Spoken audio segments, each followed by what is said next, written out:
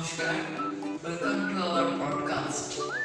আজকে আপনার এই পডকাস্টের কোনো কারণ নেই, কন্টেন্ট নেই, তাই বানানো হচ্ছে। হ্যাঁ, না, ওসব বাদ দাও বলছি। ও হ্যাঁ, এ হলো আজকে আমাদের স্পেশাল পার্টনার রৌদ্র। নমস্কার। তা রৌদ্র, তোমার তো বিয়ে হয়েছে, রাইট? হ্যাঁ। তা তোমার বউয়ের নাম কি? শান্তি।